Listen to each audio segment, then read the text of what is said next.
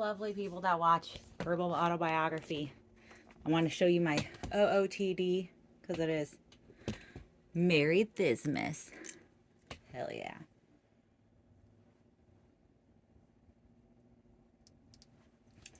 Yeah, it's a cute outfit for a bad day. I'm having a bad day.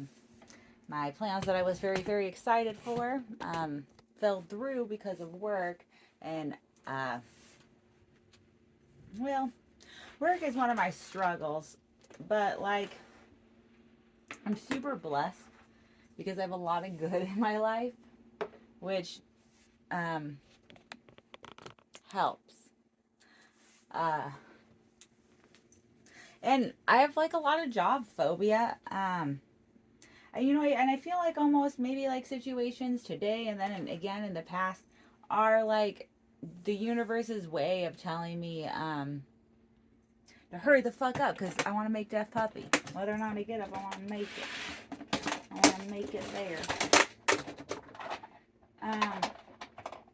Man, I guess since my verbal autobiography that I share with anyone who wants to watch, and the most lovely of people do, share maybe just to even hear myself say like it out loud or to talk through my work journey. So I work for the state of California, and if anyone is watching this, then you already know. Absolute bullshit bureaucracy. Never seen a single person worth less. Like, I've never seen a single person like even worth the amount of what they're like. I believe better things. I know all humans were worth more than like these stupid like kind of jobs, like government jobs. I mean, with the state and things. And I do feel very. I feel lucky and worldly anxious about healthcare. Although may my Lord work within me so that I break free from everything. We were watching a video from like last week I did on verbal autobiography, which will be posted soon. I'm wearing a red sweater and I have red and green pigtails things in my hair. But I'm like talking about like just like that my time is better spent than, and I don't even really make hobbies in this job, but I was talking about teaching actually. You talk about teaching a lot. I left teaching, and if I could go back in time, if I could go back in time knowing everything I know now, there is no fucking way I could know everything I know now when I did then. Like, I would like have taken a lot longer maybe to decide what I was going to do. At this time, I didn't have comedy. And I was afraid not to have a job. And I also had just gotten engaged. And so I just began to apply with the state alphabetically. I also, as I don't know if I mentioned on here, especially at the time, on medication. And I was really afraid of mentally not having that medication, what it would do to me. And I will say I'm a very brave girl because it was a reasonable fear. It was really hard to go through medication withdrawals every time I have had them. It's been really hard, like very, very triggering for suicidalness. It's a reasonable fear. I'm still kind of finding new brave Amy. That's why I'm just eating bags of dicks. They're not even cool dicks.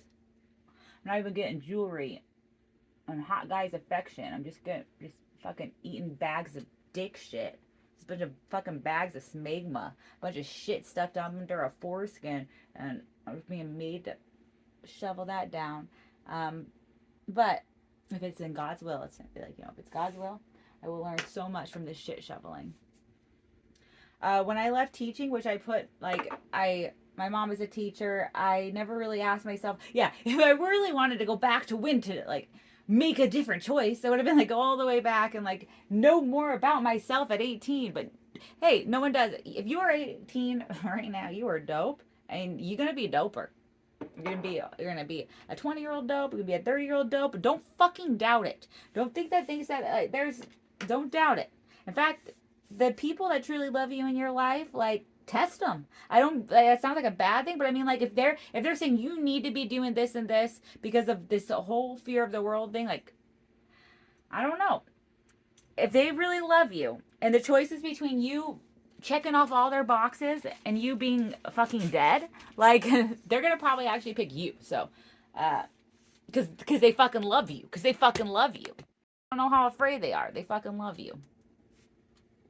But I was afraid, as I am still now, but at the time, in fear, I began to apply alphabetically for jobs with the state. And I had graduated college. I talk about that too. It actually played heavily into my suicide plan. Was the job I'm currently at and college played heavily into my suicide plan. I'm not saying I kill myself because of my job that I currently have, but I do remember when I was putting to peace. So I was like, to commit suicide, I had to put to peace things that I thought I would never do. So I was like, you're never going to see Japan. Are you okay with that? You're never going to see Japan. And I was like, I'm okay with that. I'm so tired. I'm just like, I believe in God. But I was like, I was telling God this. I was like, God, I'm okay with not seeing Japan. I'm just so tired. I can't do this anymore. And like, see, and I couldn't even hear. I didn't know about comedy. I didn't know that anything from that was going to be. But I was trying to ask God to take me out of like misery, like the way, like if you hit a cat with a car, I'll be right back. I'm gonna turn on my heater. I'm already late, but I turned up the heater because this is intense. Man, where was I? Okay. Did I even smoke weed yet? Nah, just emotional. Oh yeah, so I had finished college and like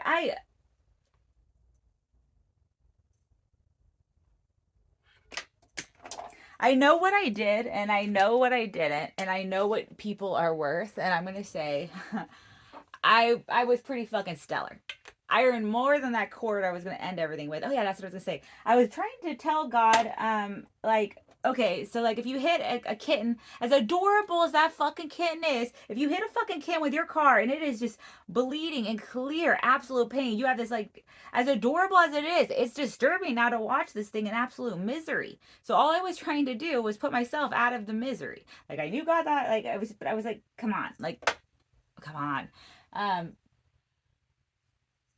And I made all my decisions. It's like no one's fault. I just was so young, and it's so crazy that you could be so old and so young in this time. Um, you would ask kids, "What do you want to be when you grow up?" Like what I want to be is whatever they are right then is what they want to be. That's what they should be. That child is what they should be. They shouldn't be having to like, I don't know.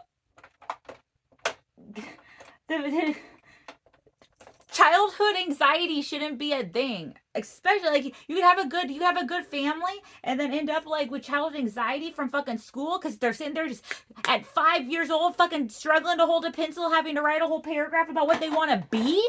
Like they're already there, they're already alive, they didn't even want to be, they didn't even want to exist, just let them be what the fuck they want to be. No one's gonna, oh, I don't know. So I thought I grew up in a time, and this is my generation, grew up in a time where like you be something. So you pick your job, and like, it's like we would have all this fun shit in school, like art and things, but not a lot of money put. So everyone wants to be like, yeah, I want to be like yeah, hell yeah. I'm going to be a famous comedian. I hope that the circumstances of that, I know not all of those will be what I want. But this is why I'm learning to live at peace. Okay. This is gonna be like a whole rant, and I love it. I love this for me. I need this so bad. I need this. I'm not even doing eyeshadow. So bad. I need this. What do you want to be?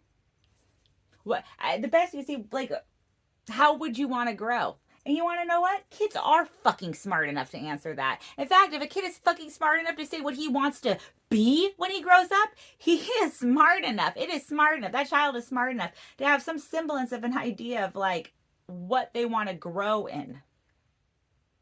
Like even as a kid then, I wanted to grow and being a better friend. I remember that I could kind of tell the autism. Now I know like the autism. I could kind of tell there was like I wanted to be a good friend, and I would be slow on social cues. So I'd want to be like a good friend. Like I've told this one before, but my friend crying, and then me like just being so sad she was crying, and just not like having any idea of how to make her better until I saw another friend give her a hug, and then being like there. Like I say I want to grow and being a good friend.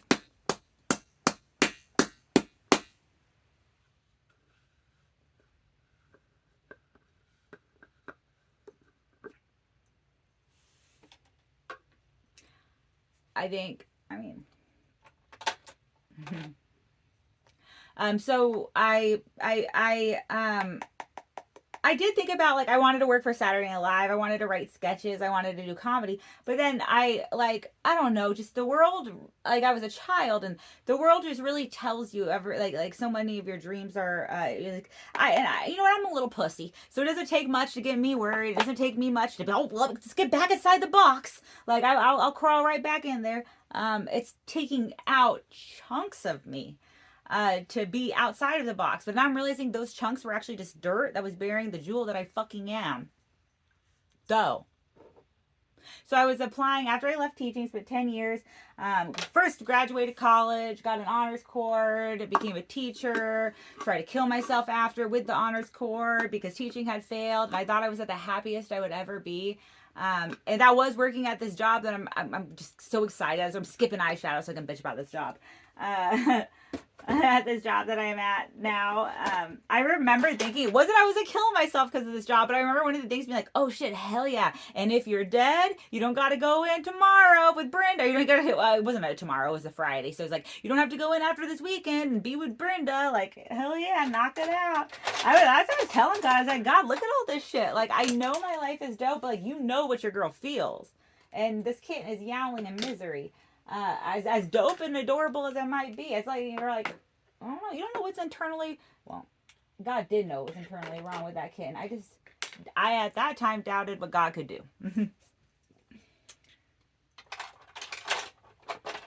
I thought things were permanently broken or something. I don't know.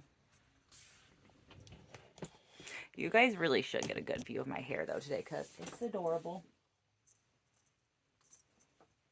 Holly and Jolly and Miss Lee. So I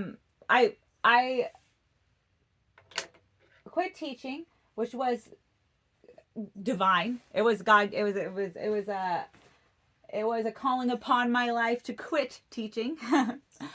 But out of fear, I immediately kind of like I quit teaching, and like less than a month later, or maybe it was like, seriously, I think the way I even was then, which is, you know, I'm a mess now, and if it's a problem, I'm fucking fine with that, okay? I'm in the vet of self-love, just bandaging this kitten that I thought was toast up. I started to apply alphabetically with the state. I really just was, and to this day, I have healthcare anxiety. I think a lot of Americans do have healthcare anxiety, worries about like how we'll get healthcare. And we're not even bad people. Like sometimes we just want maybe a mole checked out, or maybe we've already had our brain grow addicted to some degree to like prescriptions that are supposed to help us mentally, and without them we like go crazy. And maybe God wants us to have all this healthcare stuff.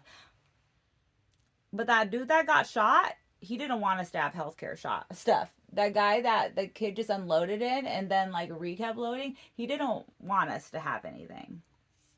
As like, in fact, the amount that like I didn't even want him to die as much as he didn't want me to have stuff. He wanted a lot more Americans to die. I have no idea what's going on in that. Okay, but back. So I'm just saying fear and money.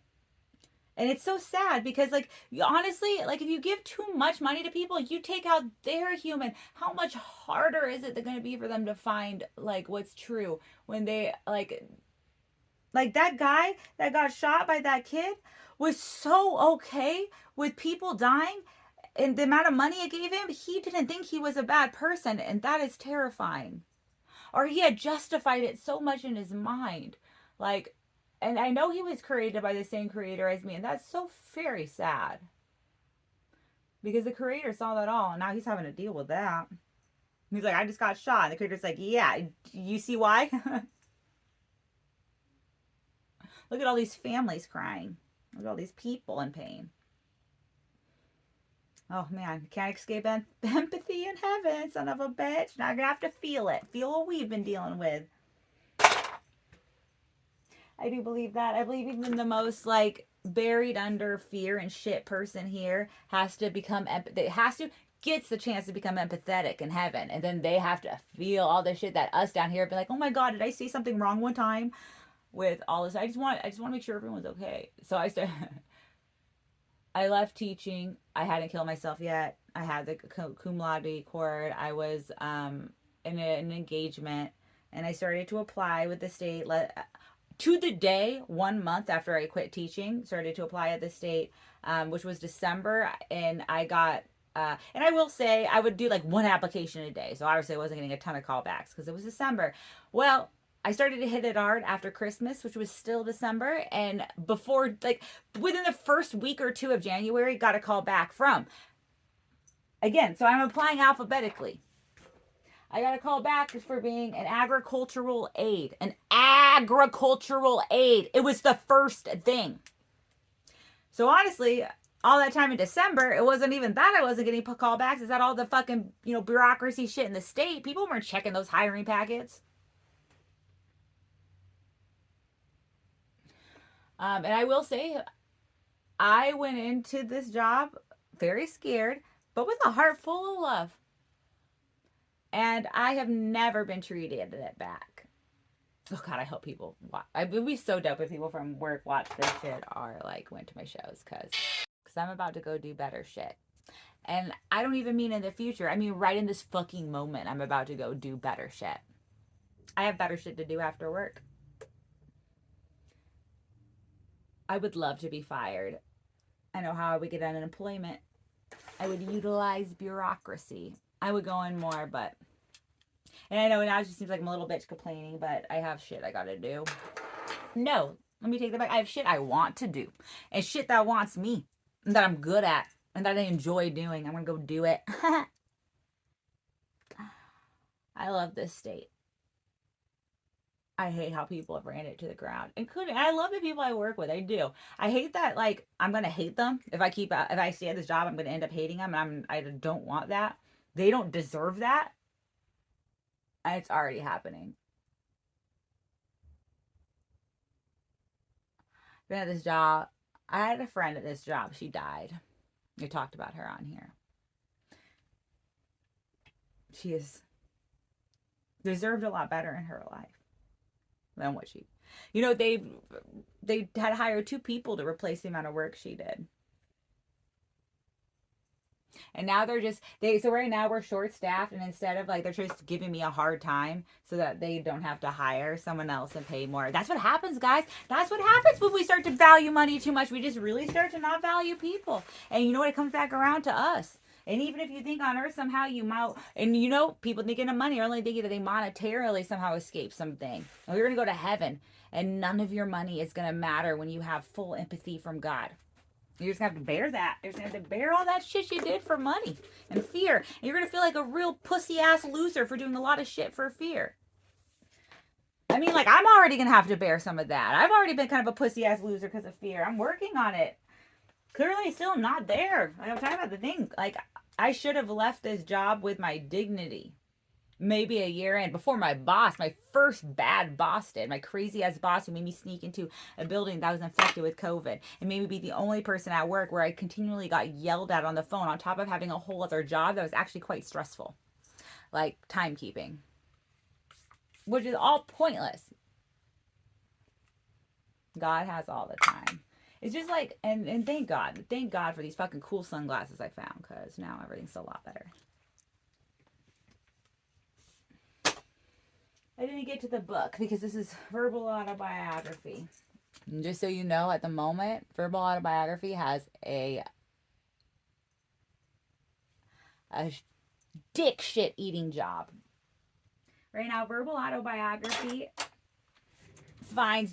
is literally eating whatever is crusted, whatever shit smegma has crusted under, like, the most disgusting of people's foreskin. Like, all the homeless people by where I work, they don't even have like what this, the smegma that fucking I am deep throwing right now by being a fucking pussy. But I'm not going to stop being, and you know what? God made me to be a pussy, and I have career phobia. I've done 2 fucking things. I haven't liked either of them, because that's what I was never told I was supposed to like a job. I had all the, menial little baby jobs, fast foods or food, like clothes. And then I had my, what do you want to be when you fucking grow up? What do I want to be when I fucking grow up? Happy. A good friend. not wanting to kill myself. Like, and then I went from all of that to my state job so that I could have benefits because I'm terrified not to have benefits. And I this is not what I always I've verbal autobiography. Hold the fuck up while I affirm myself. I have been working so fucking hard in this job. I came into this job with the heart that a job like this does not deserve, and God sees that it doesn't deserve it. It could have. And you know, the people who did want and deserve it, they've gotten, and they will continue to get. But I will have better things than this. I have no idea I'm going to get there. I have no idea even what jobs to apply for or what I'm going to do or what my future is going to hold, particularly. But I know God loves me. And I know I love God and I love people. I'm trying really hard to learn to love myself. And no fucking bullshit bureaucracy is gonna like, it's trying to dent it, but in the end it doesn't. In the end it has to. I mean, in the end, the bureaucracy wasn't even real, but the people who got caught up in the fear of it, myself included, I'll have to bear my own things that realizing what a pussy I was. But it's all right. I'm along for the fucking journey. So you too, yeah. Keep on living.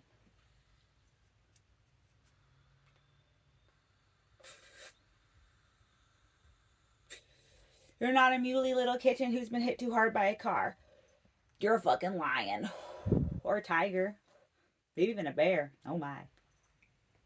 All I'm saying is God has a way better vet. A way better vet than anything we have here. You could have had your little kitten head bashed in. And if God doesn't want to put you out of your little kitten misery, God will just find a way to scrap you back up. But then you'll have to be strong like a tiger, not muley like a kitten. And I still am muley like a kitten. Thank you for loving. It's the most worthwhile thing to do. If you are doing something where there is no love in it, bring the love. And remember that if nothing else shows it, that gives you worth. Like, God sees it.